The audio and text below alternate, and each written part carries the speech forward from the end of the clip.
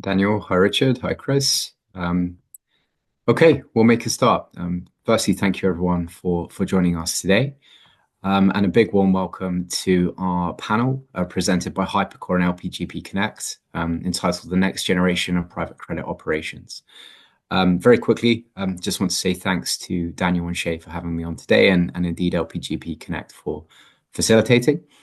So very quickly on my side, quick intro. My name is Matthew Hook, and I'm a director with Alpha Alternatives, where I head up our credit advisory business in EMEA. And we're joined today by a great panel. So Chris Kong, director at Pinegrove Venture Partners, Richard Lang, CFO, COO for LND Capital, and Daniel Lichtenstein, who is co-founder and CEO of Hypercore. Very quickly, before I hand over to our panelists to make introductions, I'd just like to outline this sort of agenda for today. So as we contemplate the next gen of private credit operations, we'll be speaking about the digital shift, so how portfolio management teams are evolving, talent and technology, the skills private credit professionals need for the future, and the next wave of disruption. So what we think the digital transformation might look like in the months and years ahead. So once again, thank you very much, everyone, for joining us today. I'll pass over, first of all, to Richard Lang for introductions. Thank you. Hi, thanks for that. Yes, as Matthew said, I'm Richard Lang. I'm the COO, CFO of Lend Capital. We're commercial real estate lenders, predominantly in the UK, but looking to move out into Europe. We're a relatively early stage firm, but I've got previous experience in the same field in lots of previous jobs. Great. Thanks, Rich. And Chris? Yeah, my name is Christopher. I'm part of Pinegrove Venture Partners, previously known as SVB Capital. We have a fund of funds, direct equity, and a private credit business. I've been in credit for most of my career. Started out in a commercial bank in operations and had a variety of roles after that in credit underwriting, product, and strategy. And since then, I've transitioned over to private credit with SVB Capital or Pinegrove Venture Partners. Great to be here today. Thank you. Thanks, Chris. And Daniel? Hi, everyone. I'm Daniel. I'm the co-founder and CEO of Hypercore. At Hypercore, we provide a loan management software for private credit firms worldwide. My background is both financial and tech, and I'm excited to be here today with you all. Excellent. Thank you, everybody. So to jump right in then, right, we know that there's a lot of transformation going on within private markets and indeed private credit more specifically. And I think we'll just start by considering the technology that's really driving that. So first, a question for you, Chris, please. I wonder what your firm's technology stack looks like today, and what problems were you facing or trying to solve for when you adopted those technologies? Yeah, our technology stack today, I think it's pretty standard. We have a couple of legacy and core systems for our accounting and CRM. But on the loan servicing side and loan system side, we have a barrage of different systems. We use Excel, but we also use a loan system. And so anything that can't fit within the loan system, we do in Excel. And I think we've noticed a lot of players doing that. The main thing we're trying to solve is twofold. One, scalability. And then the second is just automation of data and being able to ingest data at a greater speed. And so with that, I think what we're looking at systems, number one on growth and scalability, we saw there's a really big gap in terms of systems that can solve the need for private credit. Specifically within venture debt, there's not a lot of systems that can fit the mold. I think we've seen basically most systems fit maybe 50% at best, maybe 60%, and the rest has to be done manually outside of that in spreadsheets. And so we've been looking to basically get it up to at least 80%, the 80-20 rule, and go from there. Great, thanks. So I suppose to play that back then, it sounds like you're really using, for some time you've had a CRM in place and an accounting system, so secure systems for those core aspects of your business, but largely you have been Excel based for sort of everything in between that, so analytics and loan administration particularly. There's of course a lot of complexity involved in those areas, and you've actually looked to Hypercore to help to solution for some of that component, and you're citing really the scalability of the system, or the system's ability to help you scale. Can I maybe ask a follow-up question then on sort of some of the credit-specific areas of complexity that you've since solved for by putting in place a loan administration tool? So is there any asset class nuance that you feel has been particularly well catered for in your choice of tooling? Is there a system that caters well to our specific product, venture debt? Is that what you're asking? Yes, or I suppose where you've put in, say, Hypercore in place, what are the nuances of venture debt that you feel are being addressed particularly well at this point in time? Yeah, I think the ability to have a lot of customizable features for each given loan. I think not all loans are created the same, but I think there's obviously a base, interest rate and fees and principal. But beyond that, there's a lot of structure that isn't captured typically within loan systems. And I think Hypercore did a good job in terms of being able to be customizable, but at the same time scalable. Because I think we've seen other systems are customizable, but at the end of the day, it's just going to cost you an arm and a leg because you have this whole development team, possibly on the vendor side or in-house, and you're trying to basically make that loan system fit to you. Whereas I think we want a loan system that can be of kind of a wide range of solutions and be tailored to your specific vertical. And I think Hypercore had done a good job of that when we were looking at other vendors as well. Great, thank you. So I think it sounds like really no loan is the same on the venture debt side, and you were looking for a system that's sort of a lot of great functionality available out of the box, but it has sufficient flexibility as well to meet your needs on each of the transactions. That's great, thank you. And Daniel, maybe just off of the back of that, what sort of triggers do you typically see in place that would cause a firm to step away from Excel and onto a loan operations platform? So what's, I suppose, the straw that breaks the camel's back typically, so to speak? Yeah, I think there are two things. One is fundraising. A lot of the private credit firms, once they need to fundraise and they want institutional investors to be part of their funders, they come with a list of requirements, typically around reporting and automation. So this is one trigger. And second is scalability, as Chris mentioned. At some point, adding more people to your team member doesn't really help. You need something else. Something that do not cost you more. Typically, you can kind of think about from like loan volume perspective. At some point, the portfolio is too big, so then you need a system in place. So these are the two typical triggers that we've seen. Great. Okay, so complexity in reporting and also a clear need for scalability to be delivered via technology. Fantastic. And maybe, Richard, if I could just ask for your perspectives from the technology angle as well here, please. So examples of any processes perhaps that have changed in your organization through technology. Yes, it's ongoing all the time. And one of the key things that we were talking about before is definitely to keep track of that. It's very easy to put in place a system. What Chris was saying, great to have it 80% covered and only have to do 20% manually. But if you strive towards that, once a system's in place as well, is always keep check. Private credit changes an awful lot. So a system that was meeting 80% of the requirements will quickly fall under. So one of the lessons that has become apparent the longer and the more system updates that you've done is to keep flexible, keep all your data able to be your own, not locked into one key system, and maintain that flexibility. The systems change, and you can't rely on the provider that you're with to evolve at the same pace as your particular product type.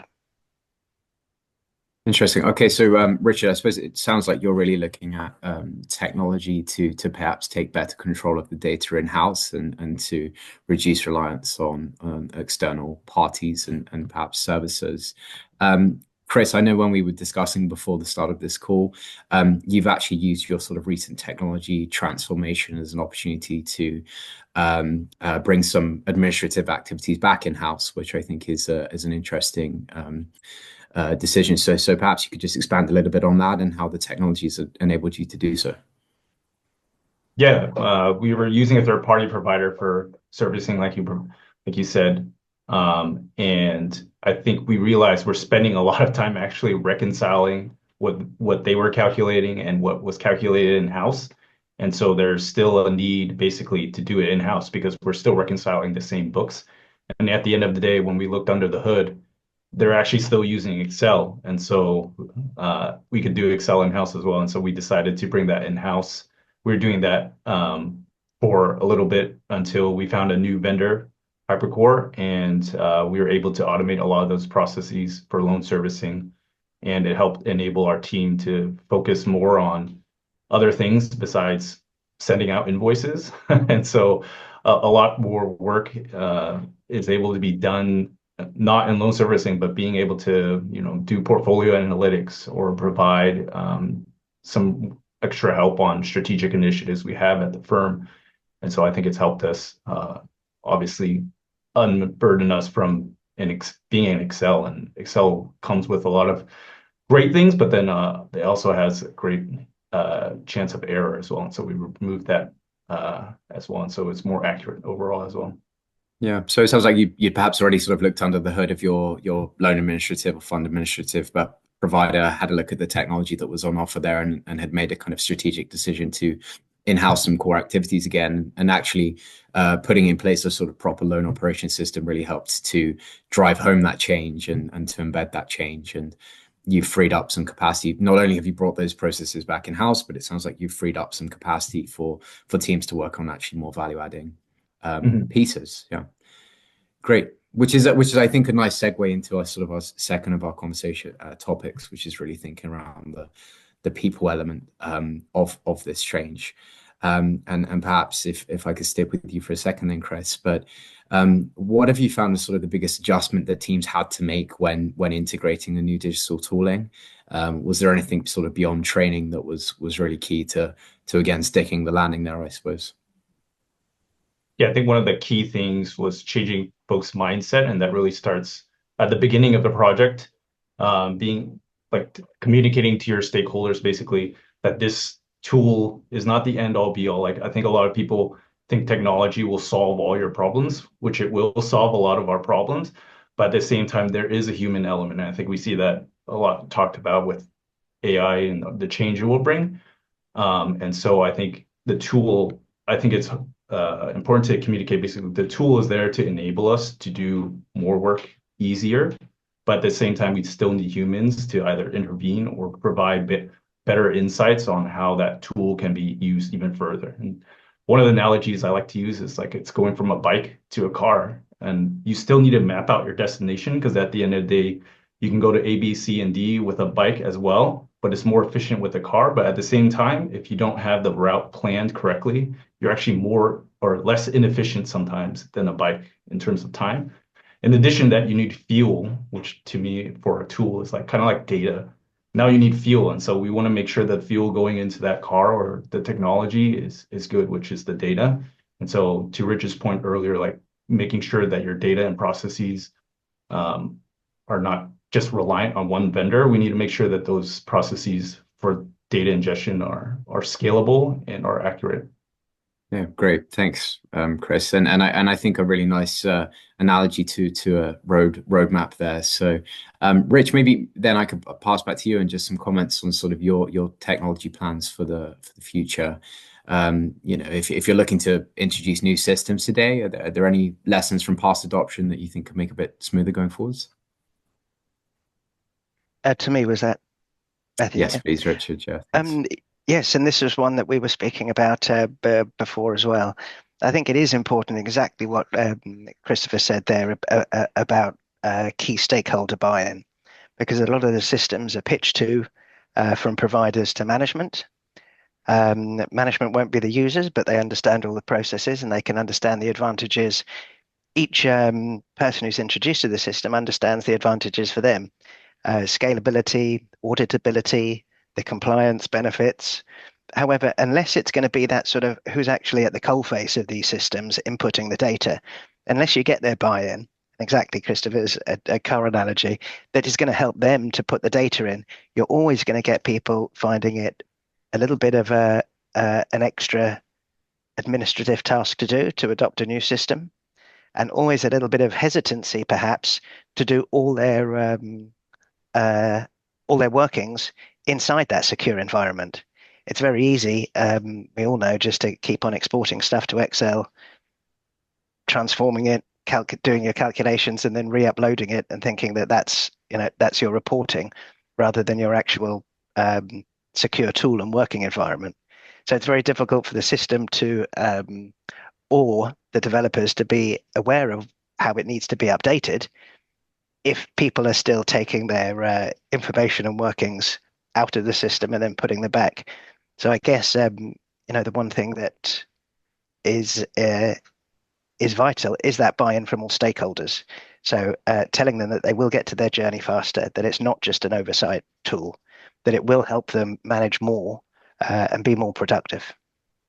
Great, thank you. And I think that's certainly something we see on the sort of consulting side of the business is it comes down to hearts and minds often, and you need both the executive buy-in and the day-to-day users fully aligned around the project and what's looking to be achieved.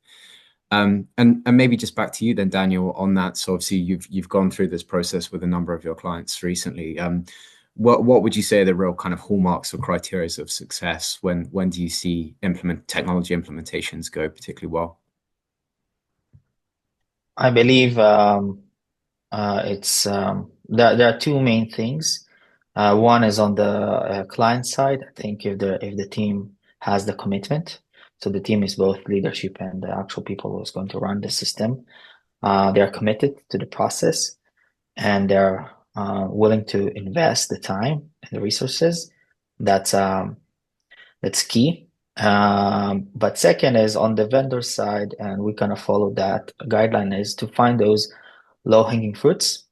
It builds up motivation, and people are getting excited to see the small wins, and you can over time accumulate them, and then everyone can eventually see the benefits. If you kind of go through a process where you wait till the end to see the result, it's really hard to get people motivated. So it's both on the client side, but myself and my colleagues around the world needs to be aware of those low-hanging fruits.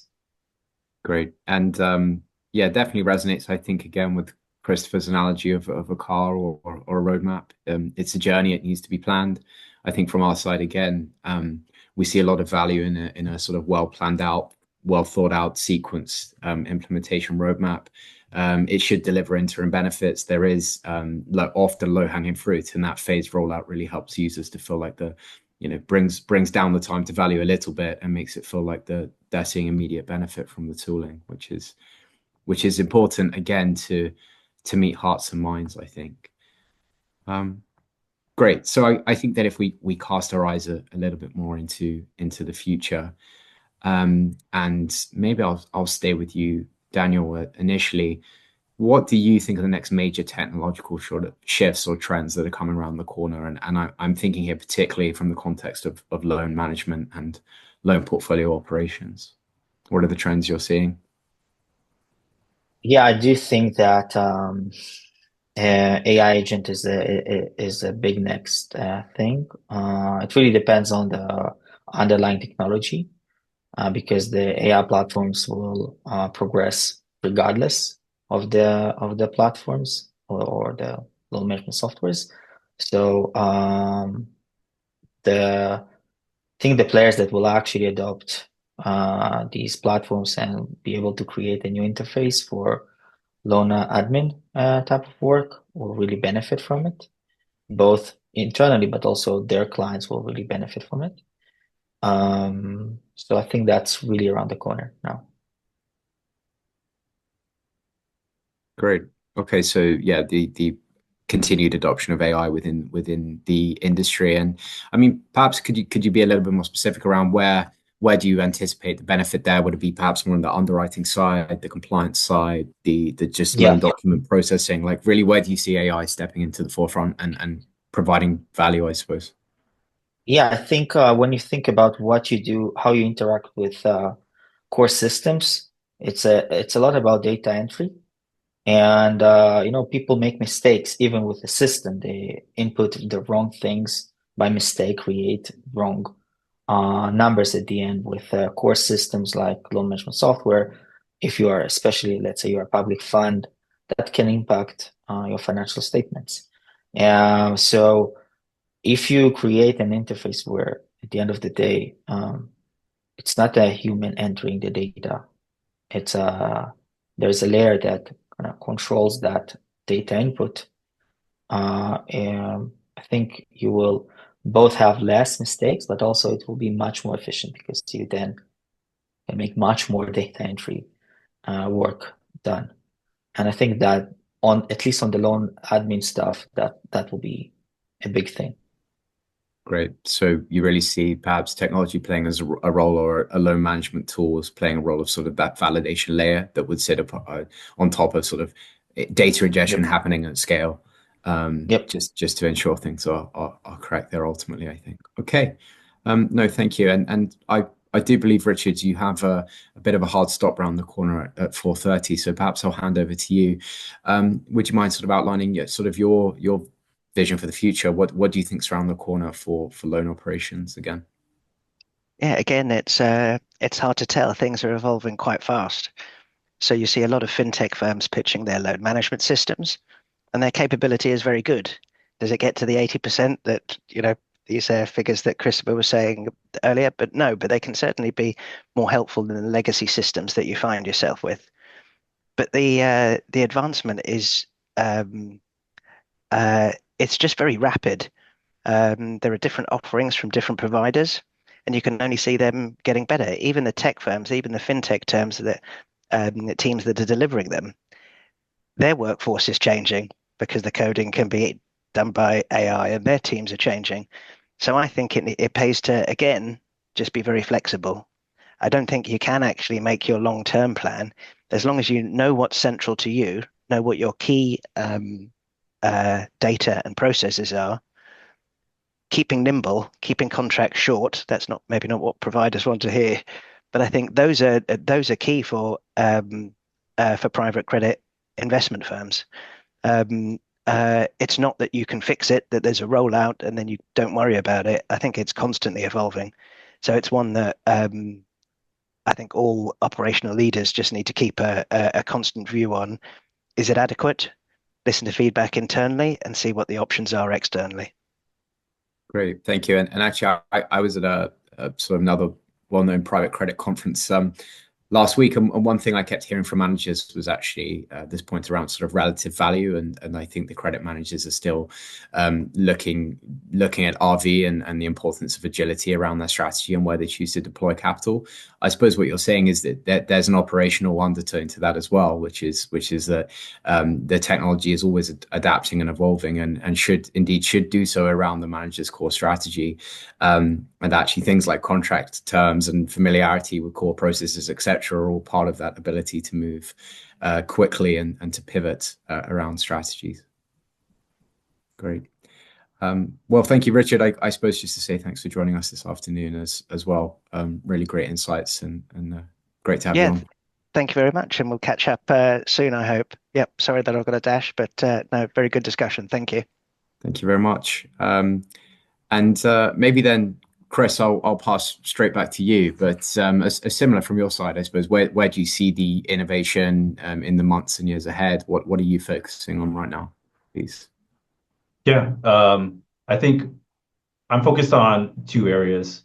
One is at the beginning of the funnel and kind of in the middle with portfolio management. To Daniel's point, I think AI can obviously do a lot of the validation in between those two steps, but in the beginning, I think there's still a lot of area of improvement for ingestion of data, for underwriting materials, for reporting from our borrowers. I think it's interesting. Usually the commercial lending side is quicker to adopt tools, but on like the consumer lending side, I feel like it's been a lot faster, where they have tools that connect to folks' banks accounts like Plaid and all those, and they're able to get that data almost simultaneously and without having to add much to their application. Whereas in private credit, I see a lot of unstructured data being emailed or sent via a Dropbox or something like that. And I think that's just a way that we can automate.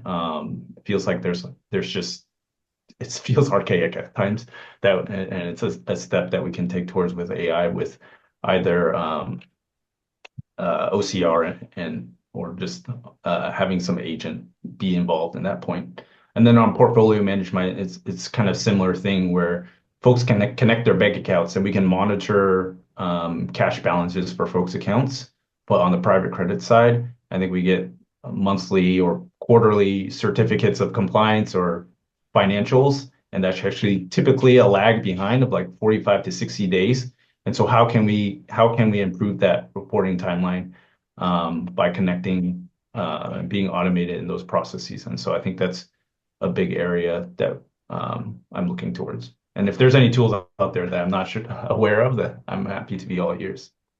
Great. Thanks, Chris. And I suppose thinking about your context as well as at least in part being a fund of fund shop, sort of valuation cadence and the time it takes to, number one, ingest that data, but also turn around your own NAV, etc.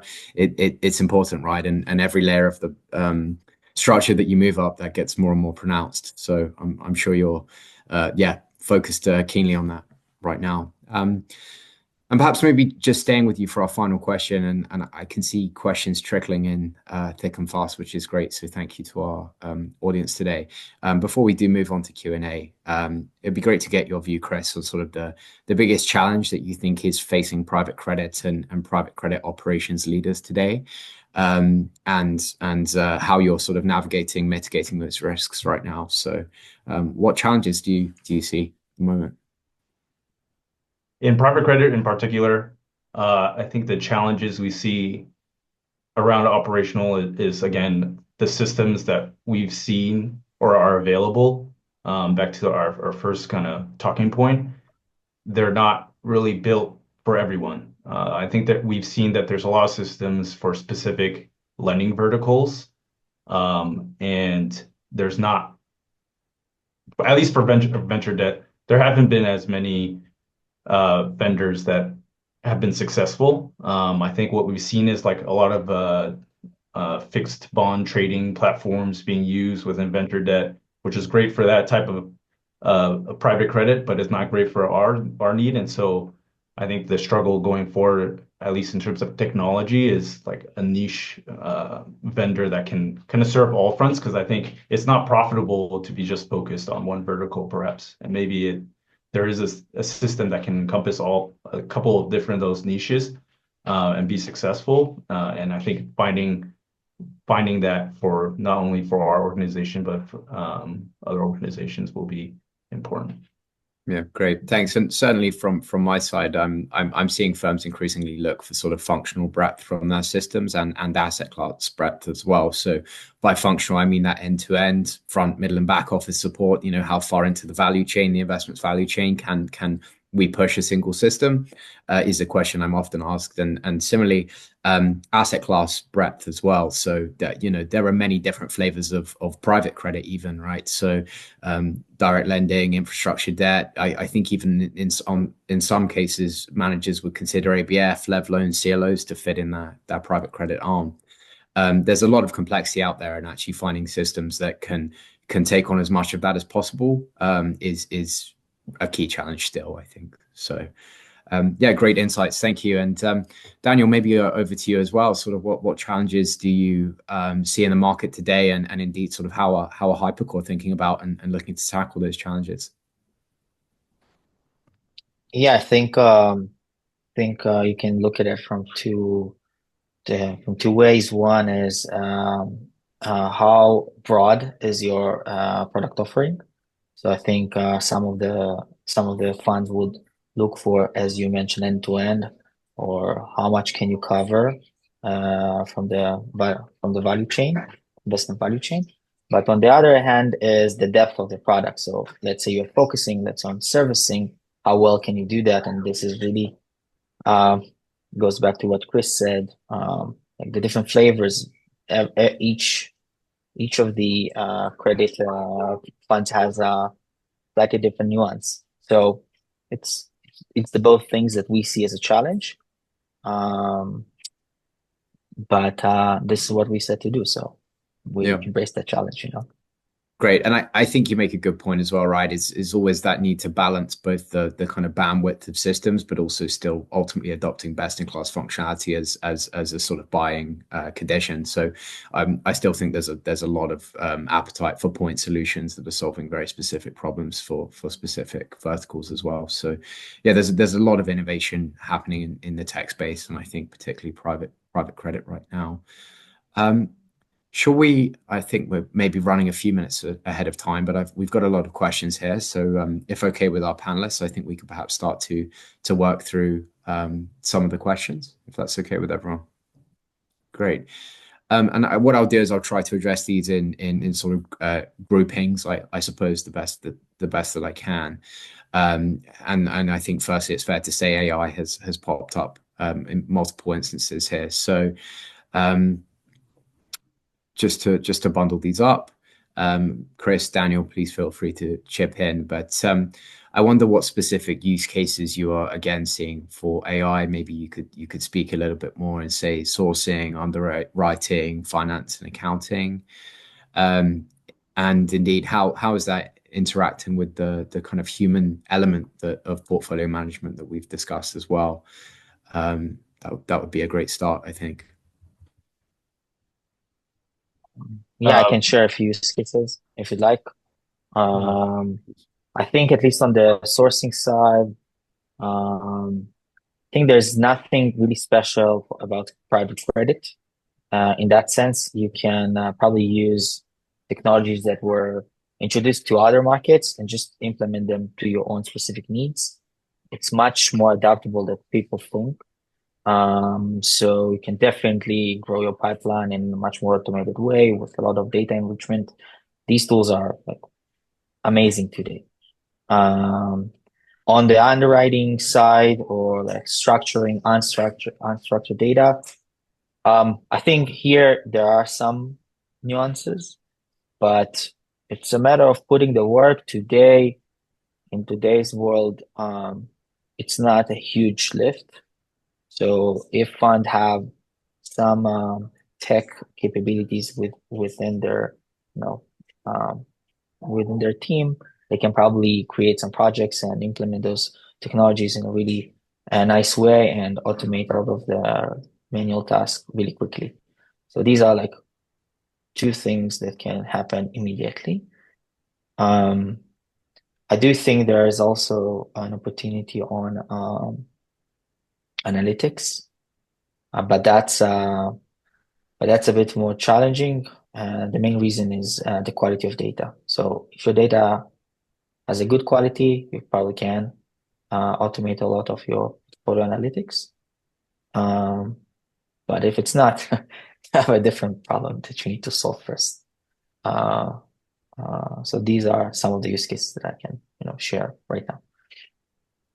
Great, thank you. And I think the analytics is an interesting point as well. I was reading earlier this week actually an article that was saying I think for a long time firms have been looking at other metrics alongside IRR and most recently DPI, say, but I actually think the list is probably several now. So that there are multiple metrics that management teams and indeed investors are concerned with, and the ability to slice and dice portfolios and to provide those metrics across different sort of branches and being able to pivot the data is really critical. But as I think we kept saying throughout, it does start with the data, right? So before that more advanced analytics is even a possibility, you need good, clean, robust, reliable, and standardized data across asset classes and investments. Before we move on from that AI piece, maybe Chris, anything to add around sort of the use cases you're seeing on the market right now, or indeed at Pinegrove? Yeah, I think the most immediate is echoing Daniel's statement about underwriting, at least.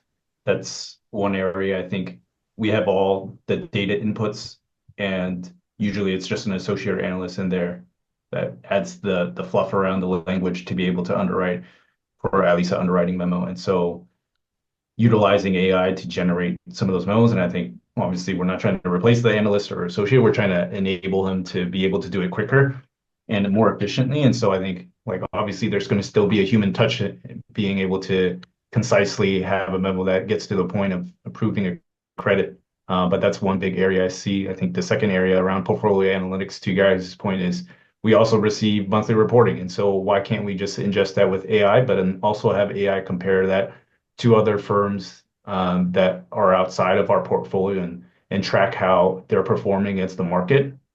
I think there's an area in portfolio management in terms of trying to identify troubled credits sooner, and being able to have more visibility into like when that company is gonna be in trouble or when would they need more cash infusion. And so being able to identify that earlier, I think, is something that AI can help with. And then the longer term, I think I kind of have the same sentiment as Daniel on a lot of those other areas. Great. No, I agree with all that. I think some of the analyst commentary is really great, and it seems to be. I've seen a couple of examples now of actual practical applications of that within investor reports and the like. Again, in your context, particularly of a sort of fund of fund, the volume of positions that you're perhaps expected to provide commentary on is of course quite high. So it's a big part of the puzzle, I'm sure. And in again, more of a credit specific context, perhaps being able to pick up on some of those signals of distress a little bit earlier with the help of advanced analytics, of course, goes a long way. Just from my side, and I think perhaps quite a specific use case and practical use case I've seen is just a little bit of that sort of like initial loan document review in early diligence phases. I've seen our AI analytics tools being well adopted to say distill down a 400-page credit agreement into 4 or 5 key pages, a tear sheet, if you will. And I think that sort of technology is not far off of being readily adopted. Again, it's not. I think one thing that I'm clear on at this stage is nobody's suggesting that a human's cut out of the loop of investment decision making, but rather just they're given the data and the means to make those decisions a little bit more seamlessly, I think, which is of course what we're all striving for. And so we come back circle to, I think, that sort of human touch again that we keep discussing. Yeah. Can I add something, Matt, really quickly? Yeah, I think please, at the end of the yeah. day, one of the key things that credit funds are doing is building relationships with their portfolio companies. So I think more of that will happen. If we implement these technologies to focus on the really important stuff, I think it will eventually help everyone. And also from the simple things as how does my work environment look like? Is it advanced? Am I doing interesting work or not? I think it helps with that as well. Yeah, I think that helps a lot too. Like in terms of attracting talent too, I think some folks have seen what we can adopt in terms of tools, and they're like, wow, you can adopt a tool that quickly. I think that goes a long way because they know that tool can help them in terms of their everyday, and like it makes their everyday less mundane and makes it more exciting. Exactly. Absolutely. Yeah, no, people want to be doing good work and not being sort of encumbered by their technology choices of the organization they work for. So it's a really important point. And I think then sticking with the human elements again, we've got a question around ways in which teams can incentivize or teams can be incentivized to adopt the new technology. So I think we touched on this very, very briefly. But Chris, again, I mean, maybe a couple more thoughts from you on how you can really help organizations to stick the landing of a new piece of technology. So how did you incentivize change when you brought Hypercore into the mix at Pinegrove? Yeah, I think starting with like on my direct team, I think they've been frustrated for a long time at their everyday process in terms of dealing with loan systems. And so at our firm, we have a lot of focus on empathy. I think it's one of our core principles. And so showing empathy to your team on how their process could be is very mundane. And obviously it's needed, but it could be automated. I think they know that with the existing technology, and it's very frustrating for them to see like we have all this technology. We even lend to technology companies, but we ourselves aren't adopting new technology. I think that's very frustrating. I think a lot of commercial banks, I've been on the commercial banking side for a long time, and we've seen maybe 10 loan systems, and they're all very frustrating to put it blankly. And I think just being able to incentivize them to see like, look, this technology here can help us a lot in terms of like you were talking about reading LSAs. They don't have to spend 20 minutes a day reading through a bunch of legal jargon about, how much the interest rate should be. And so that helps them a lot. If I go up a tier to like the executive level, I think for them, what they're looking to be incentivized for is obviously being more optimal and how our day-to-day runs, but then also the growth opportunity of what that unlocks for our team and what they can do and help deliver more value for the firm, whether it's higher returns by seeking better portfolio companies or being able to manage the portfolio better with advanced analytics on the portfolio are all things they're looking for. And so being able to identify those things that the executive team is keen on is key to adopting technology. Great. Thank you. And maybe before I provide my thoughts on that as well, Daniel, I suppose, again, from your experience of recent implementations, what kind of incentives have you seen put in place for thorough adoption of technology? I think one of the practices that we do is we try to envision a picture, a tangible vision of, okay, if we invest this, what will it do to you? And from that picture, we can build our roadmap. And it could be really simple things, or it can be really complicated, but it doesn't matter. As soon as you can picture them in your mind, then it's much easier.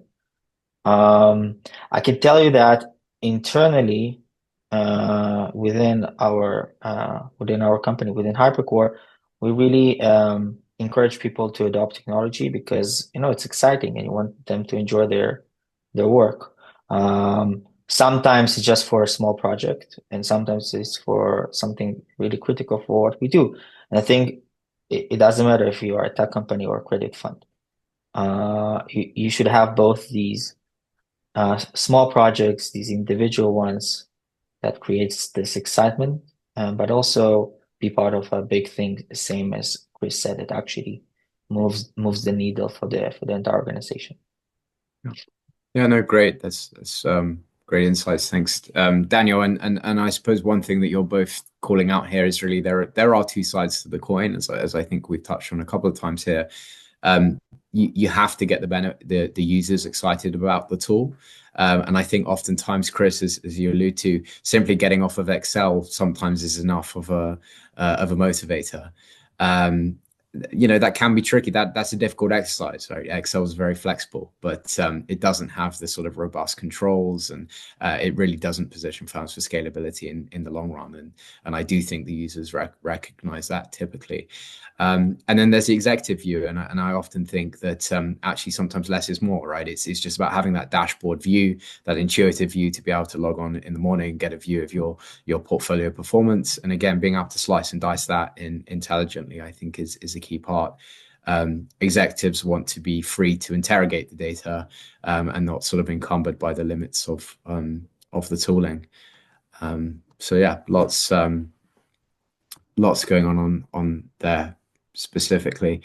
The other question that we had as well is around concerns when implementing a new technology. So I suppose the risks attached to a loan management system integration and strategies that can be put in place to help mitigate that risk. I suppose one thing that we've discussed in detail today is the adoption element, but there is, of course, more. I think a big part is actually just often the data migration. If I could throw something out there, right? We do work with emerging managers and new managers that are getting their kind of credit book stood up and running, but oftentimes there are legacy funds that are still being run, and there is a transfer of data from incumbent systems that is required. I think the mitigants there really from our side is the thorough implementation project management. So through from I suppose that initial requirements gathering and making sure there's a robust understanding of what's trying to be achieved with the implementation through to the ultimate data reconciliations, tie-outs, user acceptance training, and handover ultimately. There just has to be a lot of control put on that data migration in particular. And sometimes even a parallel run might be required for a period of time where firms have the means to support that kind of controlled handover. So yeah, data completeness, data and accuracy does remain particularly important in the case of legacy fund migrations and moving across from an incumbent system.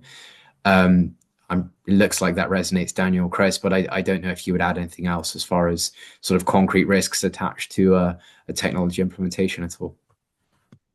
Yeah, I think what you're talking about in terms of gathering the requirements, I think is a very key part to mitigate a lot of risk. One of the risks we see also is scope creep, meaning the system starts growing in terms of what the user wants it to be, whereas like it should just be, a loan system management. Like you don't want to go into CRM or loan accounting or a fund administration system. Like we want to keep it specific to that one thing. I mean, it does make sense to evaluate whether it can be a good fit for the other one, but I think at that point you do want to do more requirements gathering around that vertical. So just making sure we're focused on what the core requirements are. And then beyond that as well, in terms of core requirements, I think it's important to find what the forecasted future looks like for those requirements too. I think a lot of times we see that we're solving the current need and we're not considering what the future need would be in terms of new strategies, maybe in private credit or a new vertical that we're lending to. And so being able to make sure we capture that, and that's the risk to mitigate that risk. Typically, I mean, we go to all stakeholders when we're searching for a new system to make sure that our goals align with their goals, not only for the short term, but the future. And it's one of the biggest issues I've seen with implementing new systems is they really don't consider that future requirement. And a lot of times they had failed in the past because like we're no longer just doing private credit for venture debt Series B. We're doing like Series C and D and F now, and like the current system didn't account for those things. And so making sure you have, number one, keeping your lane in terms of requirements, but then also making sure that beyond just your single lane, like making sure you're looking ahead to the finish line. Yeah, no, I think that's a really good point, Chris. And actually from our view, I think the kind of sequencing of that is important. So if I've understood you correctly, it's almost like it's important to have a rough idea of the target operating model before you set out on an implementation. You have to have a thorough set of requirements. If you are choosing a loan management tool, but you know that there is a CRM use case, then that should have been sort of thoroughly considered before signing the dotted line and getting into the implementation. That's really critical. And then that way the thorough diligence is done. We're comfortable with the use cases. And we're ready to go, right? And then from that, at that point, it is a matter of just defending the scope and making sure that the core and intended use cases are being delivered. So you have to have that forward-looking mindset when you're gathering the initial requirements. And then at the point that you're actually embarking on the implementation, that's well understood, well documented, and you can proceed accordingly. Yeah, really critical. And again, I think speaks to the sort of thoughtful and controlled approach that does need to be taken to sort of organizational technology change.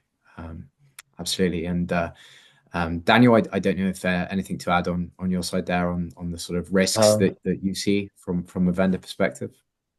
Yeah, I think vendor selection is also really important because especially with core systems, the fact that you're choosing one vendor, which is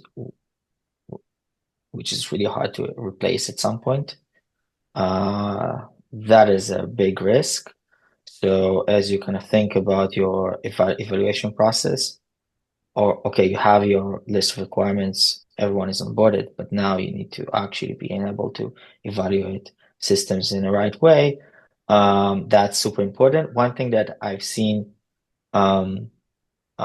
people not really considering enough is the vendor support and how they can evolve over time. So it's not just how you as a firm evolves. You also want to have a benefit of a technology firm that evolves regardless of your requirements. Because at the end of the day, if you're having a system that is really good today, but they haven't done any progress in the next 5 to 10 years, eventually will end up with a legacy system. So how you select vendors is also really critical.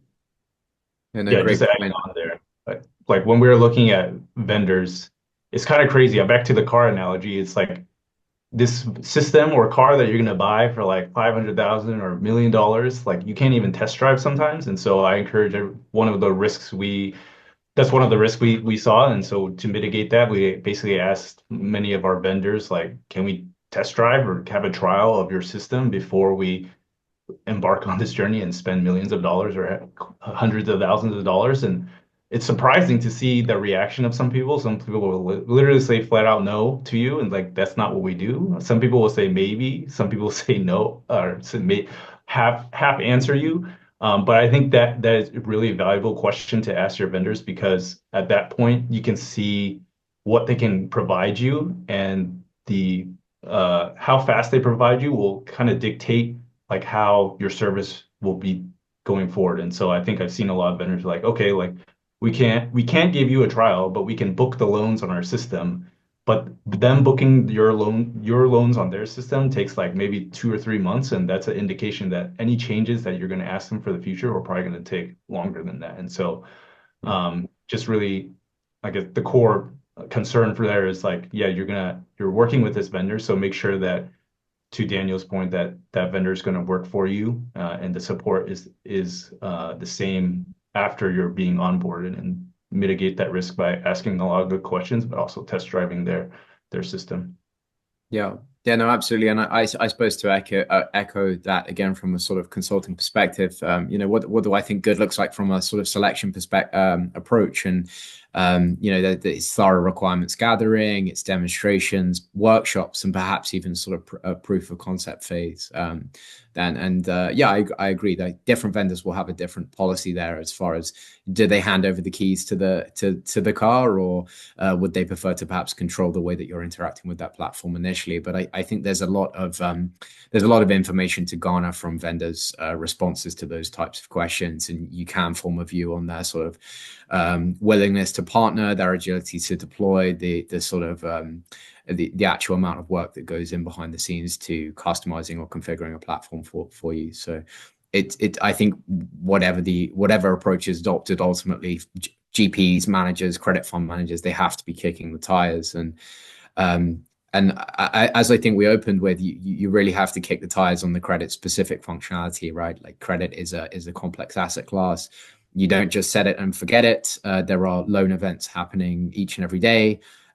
Interest payments, PIK accruals, you name it. There's all sorts going on. Chris, in your world of venture debt, you've got warrants and debt turning into equity and all sorts. And the firm, the firm has to be comfortable that the system that they're choosing is right for their business and their asset class. So, lots to consider. But it sounds like certainly on the right track there, Chris, and excited to see what Pinegrove achieves with Hypercore by its side there. So a couple of minutes left, and we've made it through all of our questions from our team. So from the attendees. So just again to say thanks to everyone who's been on the line and joined us this afternoon. It's been great speaking.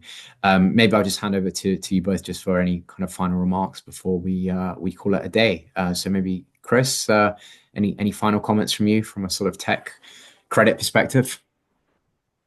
Yeah, I just encourage everyone to look at their current tech stack and carefully evaluate like what you need to automate or improve. And I think there's a lot of systems out there, and making sure that those systems conform to your requirements is a big undertaking. And so making sure, number one, again, like we were talking about, all stakeholders have a buy-in, but then also it's thoroughly communicated on what that technology should bring. And then also there's a lot of technology out there, so making sure that your existing processes in your house can funnel and kind of change as the vendors change possibly, or the tech environment changes as well. And so I think we're doing a good job of that. And with Daniel's partnership, I think we're off to a good start.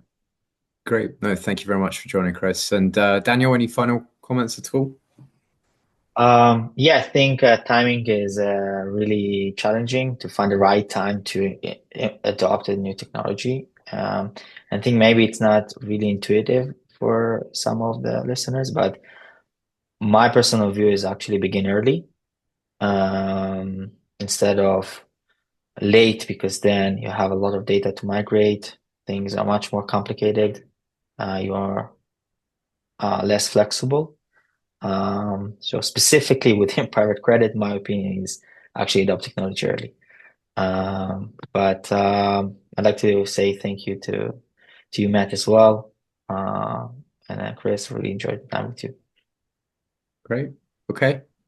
Thank you very much. Thanks for your time, everyone. Thanks, Matt. Thanks, Daniel. Bye-bye. Bye.